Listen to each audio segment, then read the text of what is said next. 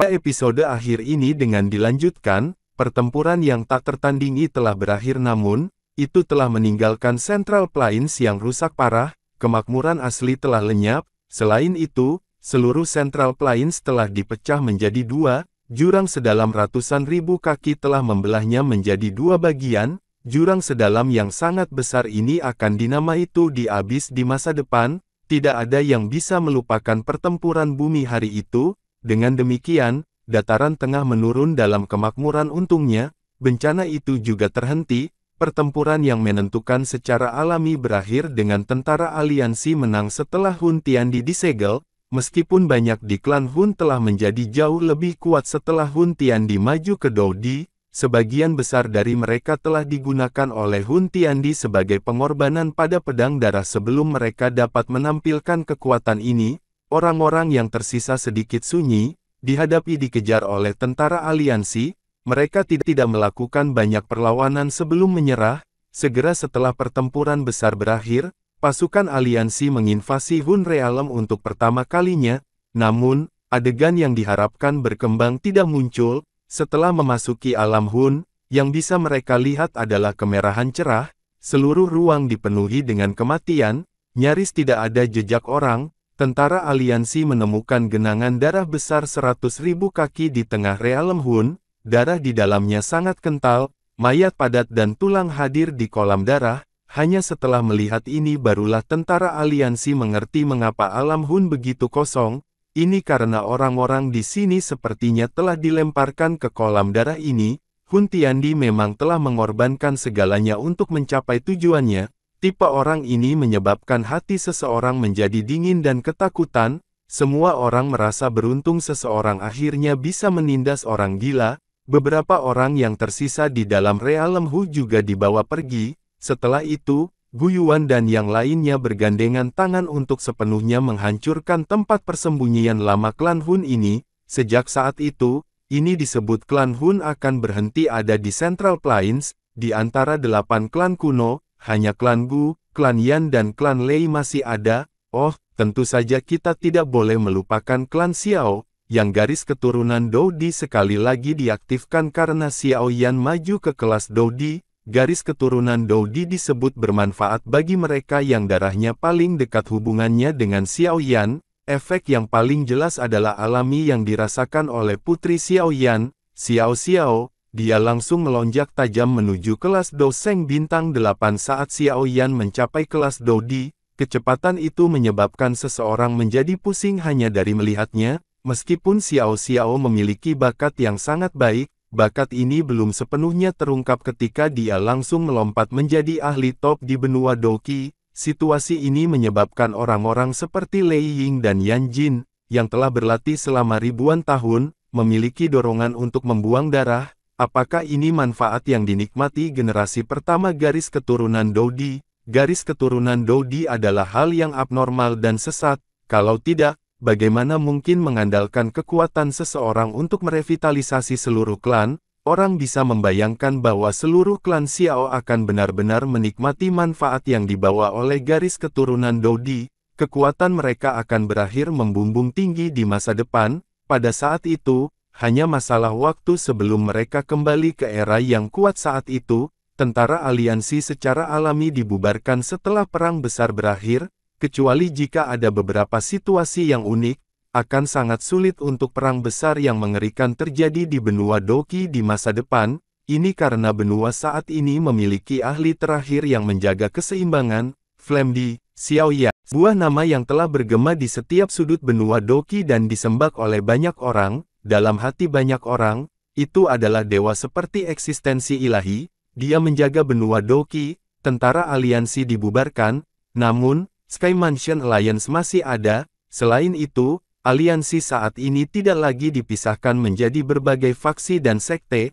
pada saat ini, mereka dengan jelas memahami bahwa dapat hidup dalam aliansi ini adalah masalah yang sangat luar biasa. Kemuliaan itu berasal dari orang yang berdiri di puncak benua Doqi. 2 tahun telah berlalu sejak pertempuran besar yang mengguncang bumi itu, dataran tengah sekali lagi menjadi makmur, banyak sekte dan faksi muncul seperti tunas setelah hujan.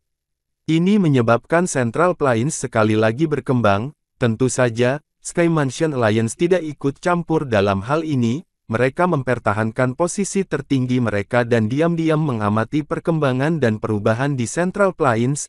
Tentu saja tidak ada faksi yang berani memprovokasi Tuan Tanah Plains yang tak perlu dipertanyakan ini. Dengan bantuan kekuatan api surgawi, Xiao Yan hanya menggunakan 2 bulan untuk sekali lagi memperbaiki tubuh setelah menderita cedera akibat pertempuran dengan Hun Tiandi. Untungnya, tidak ada sisa. Selama 2 tahun ini, Xiao Yan, Sun Er dan Kai Lin mengorganisir pernikahan yang luar biasa megah. Pernikahan itu disaksikan oleh dunia dan orang-orang yang tak terhitung jumlahnya. Ini juga merupakan janji yang pernah diberikan Xiao Yan kepada kedua wanita itu. Segera setelah pernikahan, Xiao Yan sekali lagi mengembalikan posisi kepala aliansi Mansion Langit ke Yao Lao. Alasannya adalah bahwa Sky Mansion Alliance saat ini tidak lagi perlu didukung olehnya. Yao Lao tidak berdaya dalam menghadapi tindakan Xiao Yan ini. Dia sadar bahwa anak kecil ini berencana menjadi bos lepas tangan, namun, dia tanpa sadar merasakan sakit hati saat dia memikirkan beban yang harus ditanggung Xiao Yan selama ini. Karena itu, dia hanya bisa sekali lagi mengambil alih sebagai kepala aliansi dan membantu Xiao Yan memikul beban ini. Xiao Yan hanya pergi dengan santai dan riang setelah dibebaskan. Beban ini dia benar-benar bisa riang di dunia ini. Waktu berlalu, musim semi berlalu dan musim gugur datang. Lebih dari setahun berlalu dengan tenang. 3 sosok duduk di sebuah paviliun sekitar 5 km dari kota Beili di bagian timur dataran tengah. Mereka mengangkat mata dan tampak sedikit bersemangat. Liu Qing, akankah dia datang? Seorang pria berpakaian abu-abu dengan ekspresi agak tajam duduk di paviliun. Dia menjilat mulutnya dan bertanya, Lin Yan, sudah bertahun-tahun tetapi Anda masih sangat tidak sabar. Seorang pria berpakaian hijau di sampingnya tersenyum samar dan berbicara dengan cara yang hangat dan halus. Lin Xiuya, saya mendengar bahwa Anda telah membentuk Yagang di Clear Sky City, perawakan jangkung. Liu Qing tertawa, dia saat ini adalah orang yang bertanggung jawab atas klan Liu. Ada aura yang sangat kuat di dahinya. Aku hanya bermain-main. Lin Xiuya tertawa. Itu bukan sesuatu yang luar biasa, dibandingkan dengan orang itu bahkan tidak seharga sehelai rambut pun. Haha, Lin Xiuya, ini tidak tampak seperti sesuatu yang akan kau katakan. Tawa yang akrab terdengar di dalam paviliun tepat setelah Lin Xiuya berbicara. Segera setelah itu, sesosok muncul di dalam paviliun tanpa peringatan. Sosok itu mengenakan pakaian hitam.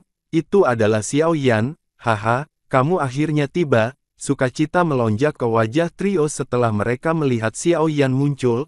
Mereka dengan cepat melangkah maju, masing-masing dari mereka melemparkan pukulan ke dada sosok itu. Hehe, aku benar-benar meninju Flamedi.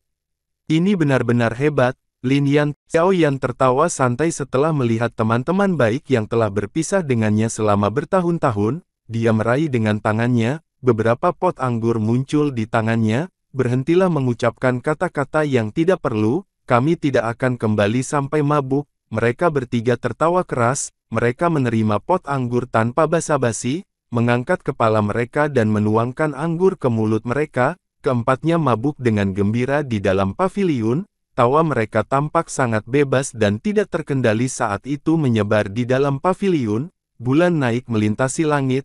Lin Yan dan Liu Qing benar-benar mabuk. Mereka berbaring di tanah tanpa memperhatikan citra mereka. Tidak ada dari mereka yang menggunakan douki untuk memblokir alkohol. Mereka ingin sangat menikmati mabuk. Kemana kamu berencana untuk pergi selanjutnya?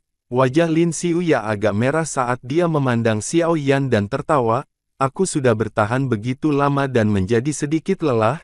Xiao Yan tertawa, dia mengangkat kepalanya dan menatap cahaya terang. Saya ingin kembali ke Kekaisaran Jiama. Kamu bisa menuju ke Sky Mansion Alliance jika kamu memiliki masalah di masa depan. Saya sudah berbicara dengan mereka. Haha, latar belakang ini benar-benar sedikit mengejutkan. Sepertinya aku benar-benar membuat pilihan yang tepat untuk menuju ke Kekaisaran Jiama bersamamu saat itu, karena aliansi telah sepenuhnya berasimilasi. Sekte Bunga saat ini juga sepenuhnya bergabung ke dalam aliansi. Namun, beberapa tetua dari Sekte Bunga masih suka tinggal di tempat yang tenang ini. Sosok yang elegan berdiri di gunung belakang di Sekte Bunga. Jubah putih bulannya menguraikan lekuk tubuhnya yang mempesona, membuatnya tampak sangat memikat.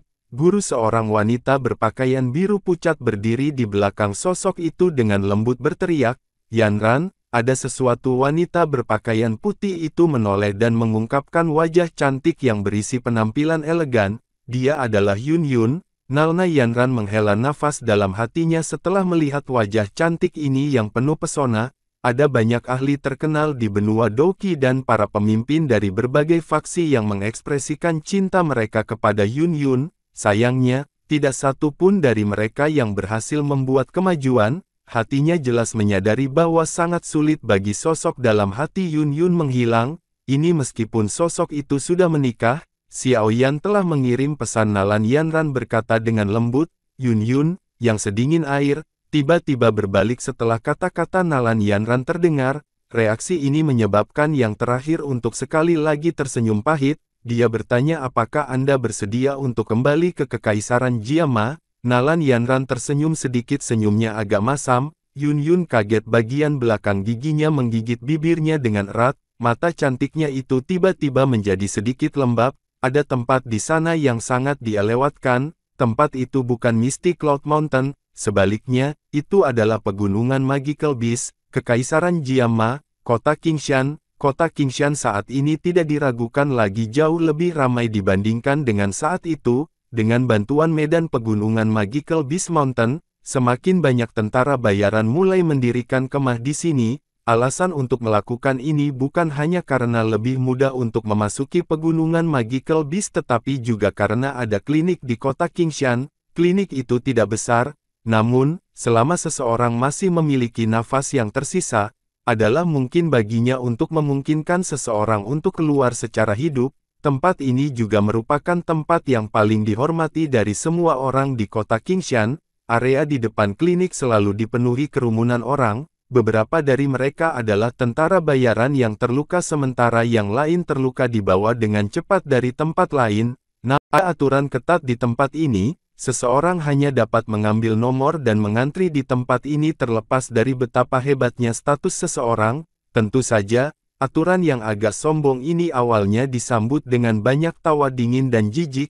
Namun, setelah seorang ahli Do Huang, yang melanggar aturan, mulai meleleh di depan mata semua orang dengan cara yang tidak dapat dijelaskan, semua orang akhirnya mengerti teknik mengerikan seperti apa yang dimiliki wanita berpakaian putih, yang terlihat sangat baik dan polos, memiliki. Sejak hari itu dan seterusnya, tidak ada yang berani mengabaikan aturan tempat ini.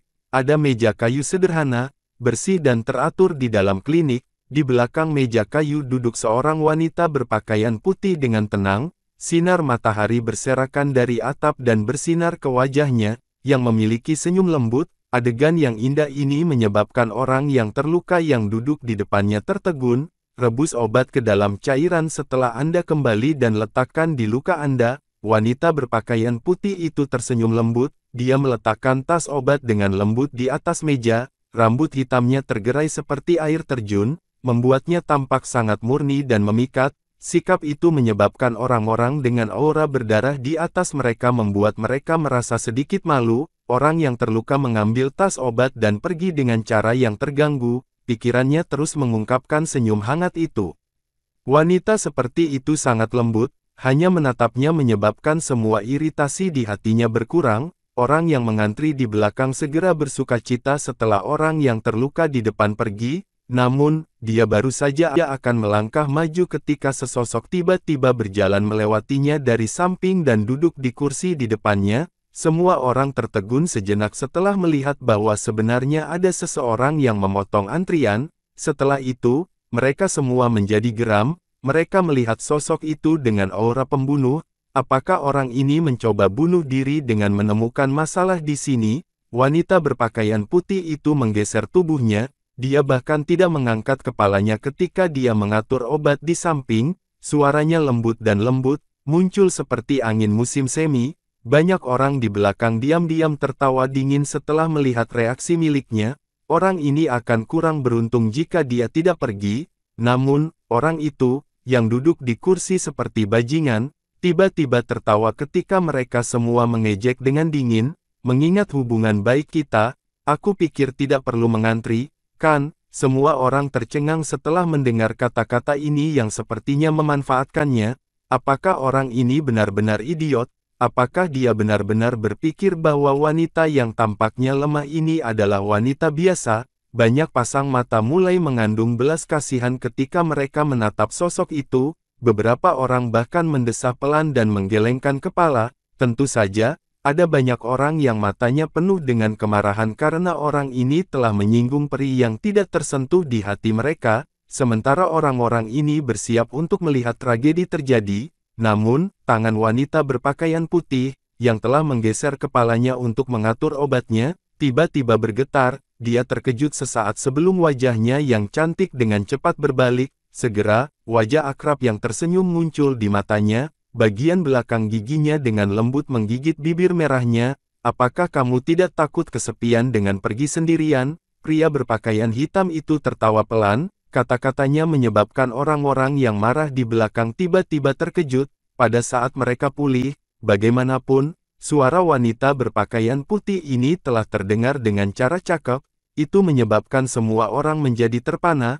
Tampak seolah-olah mereka telah disambar petir. Pria berpakaian hitam itu menggosok kepalanya. Dia menatap mata yang agak redup dari wanita berpakaian putih itu. Setelah tersenyum pahit sesaat, dia bagaimana kalau ikut dengan saya untuk tinggal di kota Wutang? Wanita berpakaian putih menutupi mulutnya dan tertawa pelan. Ada kelembaban merah muncul di matanya yang cantik. Bibirnya mengandung lengkungan hangat dan lembut. Semua orang yang sedang antri merasakan hati mereka hancur setelah melihat reaksi miliknya.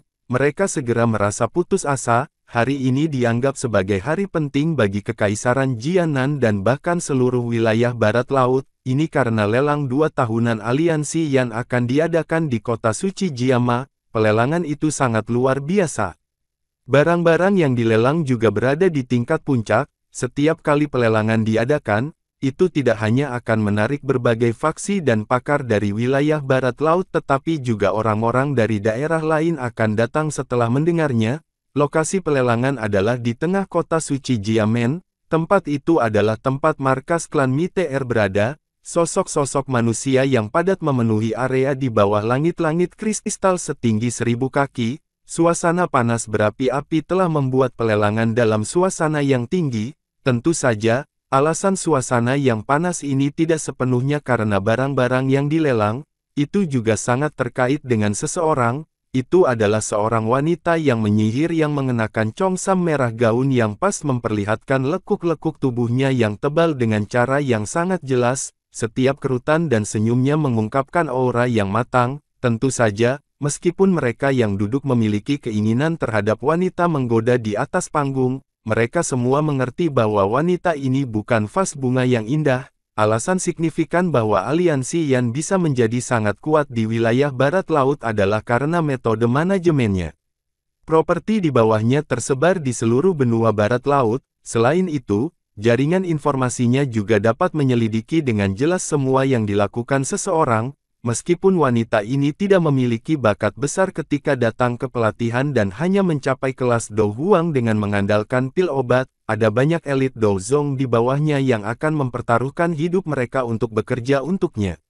Siapa yang berani menggambarkannya sebagai vas bunga? Mengingat kemampuannya ini, wanita ini memiliki nama panggilan khusus di wilayah barat laut, Kaisar Wanita Emas. Selain itu, namanya adalah Miteer Yafei. Kata-katanya segera membangkitkan keributan di pelelangan. Mata banyak orang menjadi panas berapi-api, namun, tidak ada yang tahu panas ini karena gulungan atau orang. Namun, metode Qi tingkat rendah kelas Tian jelas memiliki bobot yang besar di tempat ini. Karena itu, banyak sekte dan faksi sangat ingin mendapatkannya dan menunjukkan tanda-tanda akan memperjuangkannya. Namun, penawaran akan dimulai ketika tawa tiba-tiba terdengar entah dari mana. Semua orang tercengang.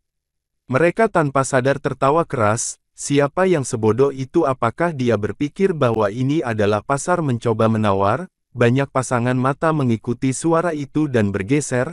Akhirnya, mereka berhenti di barisan depan. Seorang pria muda berpakaian hitam muncul di kursi yang semula kosong pada saat yang tidak diketahui. Yafei di atas panggung juga kaget karena suara yang tiba-tiba terdengar. mata cantiknya berbalik ke arah kursi. Metode Qi tingkat rendah kelas Tian yang sangat berharga mengeluarkan suara "bam" saat jatuh ke tanah setelah matanya menatap wajah yang dikenalnya yang tersenyum. Pria muda berpakaian hitam melihat godaan ekstrim ini, yang telah menjadi lebih matang dibandingkan saat itu, dan tertawa. Ekspresi banyak tenggelam setelah kata-kata ini terdengar. Beberapa penjaga dalam pelelangan sudah dengan cepat mengepung orang itu sambil mengenakan wajah suram. Setelah itu, mereka bergerak lebih dekat ke pemuda berpakaian hitam itu. Mereka yakin orang ini ada di sini untuk membuat masalah.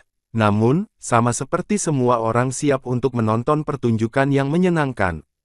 Yifei di atas panggung menatap mata hitam jernih yang sebanding dengan saat itu. Sesaat kemudian, dia dengan lembut menggigit bibir merahnya. Senyum mempesona yang mempesona muncul di wajahnya. Suaranya bergema di seluruh tempat pelelangan. Setelah itu, tanah lelang yang semula mendidih menjadi sunyi senyap. Para penjaga itu juga menghentikan langkah mereka. Wajah mereka kusam. Waktu berlalu itu tidak akan berhenti untuk siapapun. Tanpa disadari, lebih dari 1 dekade telah berlalu sejak pertempuran Tu di saat itu. Selama dekade ini ditambah waktu, banyak jenius baru muncul di benua Doqi. Ada aliran ahli baru yang terus-menerus menunjukkan keunggulan mereka, menambah kegembiraan di benua ini. Api di Xiaoyan telah sepenuhnya memudar dari pandangan semua orang selama dekade ini plus waktu. Namun, berbagai legenda tentang dirinya terus menyebar. Mereka menjadi semakin dilebih-lebihkan ketika mereka berpindah dari satu orang ke orang lain. Ini membuatnya sangat dihormati. Kota Wutang adalah situs suci di mata banyak warga di Kekaisaran Jiama. Ini karena tempat itu adalah markas klan Xiao. Klan Xiao telah menghasilkan banyak ahli selama bertahun-tahun. Hampir tidak ada kelompok yang bisa menandinginya bahkan di seluruh benua Doqi. Ada seorang anak kecil yang tertawa terbahak-bahak dari sebuah puri yang berdiri di tengah-tengah kota Wutang. Jika pandangan seseorang melompati tembok tinggi, seseorang akan melihat beberapa anak berguling dan bermain-main di dalam halaman. Tawa mereka terdengar terus-menerus. Seorang pria muda meletakkan tangannya seperti bantal di belakang kepalanya ketika dia duduk di kursi batu di halaman. Ada rumput di mulutnya. Matanya tersenyum ketika dia menikmati sinar matahari yang hangat. Di samping pemuda itu ada seorang wanita berpakaian hijau pucat, tangannya yang panjang dan halus dengan terampil memotong buah. Setelah itu, dia dengan lembut meletakkannya di mulut pemuda itu. Wanita itu akan berdiri setelah melakukan ini ketika sebuah lengan memeluk pinggangnya yang sempit dan halus. Dia ditarik ke pelukannya sambil mengeluarkan tangisan indah. Setelah itu, pria itu membunuh dengan kejam di wajah wanita itu, menyebabkannya menjadi merah cerah. Ayah, kamu menggertak ibu lagi. Saya akan memberitahu Kailin ibu. Seorang anak laki-laki yang bermartabat dan agak imut tiba-tiba muncul setelah suara Xiaoyan terdengar. Kedua tangannya diletakkan di pinggangnya saat dia berteriak dengan keras, "Bocah cilik, kamu benar-benar berani mengancam ayahmu? Pergi ke satu sudut dan mainkan." Xiaoyan memutar matanya, dia secara acak melambaikan tangannya dan angin sepoi-sepoi bertiup. Melihat ini, tubuh bocah itu segera mengeluarkan pilar cahaya Doqi yang sangat kuat. Sayangnya, dia masih terpesona ketika angin sepoi-sepoi bertiup. Akhirnya, dia mendarat dengan lembut ke tanah. Sun Er tanpa sadar mengetuk Xiaoyan dan menegur setelah melihat ini. Xiaoyan tersenyum, dia mengangkat kedua matanya dan menatap langit. Senyum di wajahnya perlahan menghilang saat dia dengan lembut berkata, "Aku punya perasaan aneh selama periode waktu ini, Sun Er, tahukah kamu mengapa elit di benua Doqi akhirnya menghilang?" Tanya Xiaoyan. "Mengapa?" Xiaoyan mengembalikan pertanyaan dengan sedikit terkejut setelah mendengar ini. Mungkin mereka telah meninggalkan benua Doqi ini. Sebuah cahaya redup berkedip di mata Xiaoyan saat dia berkata dengan lembut, "Perasaan itu menjadi semakin kuat, paling tidak setengah tahun, saya mungkin akan punya jawaban." Xiaoyan memeluk Sun Er dan berkata, Sun Er sedikit mengangguk setelah mendengar ini. Lengannya, yang terjalin di pinggang Xiaoyan tanpa sadar telah meningkatkan kekuatannya. Setengah tahun berlalu dalam sekejap mata, ada menara batu yang menjulang tinggi di markas Sky Mansion Alliance di Central Plains. Ada banyak ahli yang menggantung di udara di sekitar Mata mereka mengandung panas yang berapi-api ketika mereka melihat ke atas menara batu. Seorang pemuda berpakaian hitam sedang duduk diam di tempat itu adalah pertama kalinya mereka melihat orang legendaris ini dalam satu dekade. Apakah kamu berpikir bahwa Xiao Yan berbicara yang sebenarnya? Zukun menatap Xiao Yan sebelum menoleh dan bertanya pada Gu Yuan di samping, aku juga tidak tahu. Namun, tampaknya ini adalah satu-satunya cara untuk menjelaskan mengapa elit di benua Doqi ini benar-benar menghilang. Tidak mudah untuk membunuh seseorang pada tingkat itu. Gu Yuan ragu-ragu sejenak sebelum menjawab. Zukun menghela nafas, dia memiliki perasaan yang sangat rumit di dalam hatinya. Jika itu benar-benar kebenaran, mereka akan benar-benar dianggap sebagai kabut di dalam sumur. Ketenangan di langit berlanjut selama setengah hari. Akhirnya, tiba-tiba terbentuk gelombang fluktuasi misterius ketika matahari akan terbenam. Tak terhitung jumlah orang yang menahan napas. Mata mereka terkejut ketika mereka menyaksikan adegan ini. Riak menjadi semakin kuat dengan aliran waktu. Pada akhirnya, Xiao Yan tiba-tiba membuka matanya. Pilar Qi yang sepertinya telah menembus dunia bangkit dari atas kepalanya. Akhirnya, itu melesat ke langit yang jauh di depan semua mata di Central Plains. Riak di langit menjadi sangat intens saat pilar Qi ini melesat keluar. Sesaat kemudian, sebuah terowongan yang berisi cahaya redup tampaknya telah menembus ruang di pesawat ini dan muncul di depan sepasang mata yang tak terhitung jumlahnya. Xiao Yan tiba-tiba berdiri ketika terowongan muncul.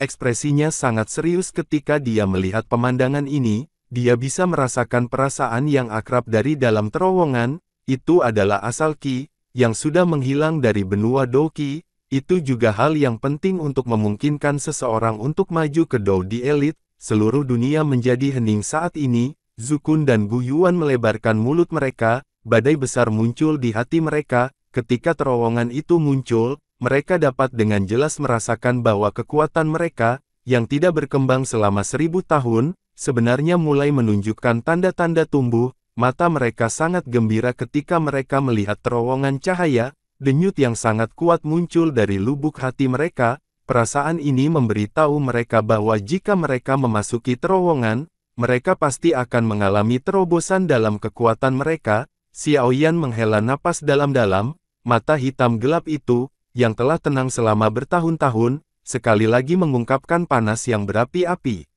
Darah awalnya yang dingin tampaknya mulai mendidih pada saat ini. Akhir itu memang juga awal. Senyum terangkat di sudut mulutnya. Mungkin ini juga akan menjadi awal yang berbeda.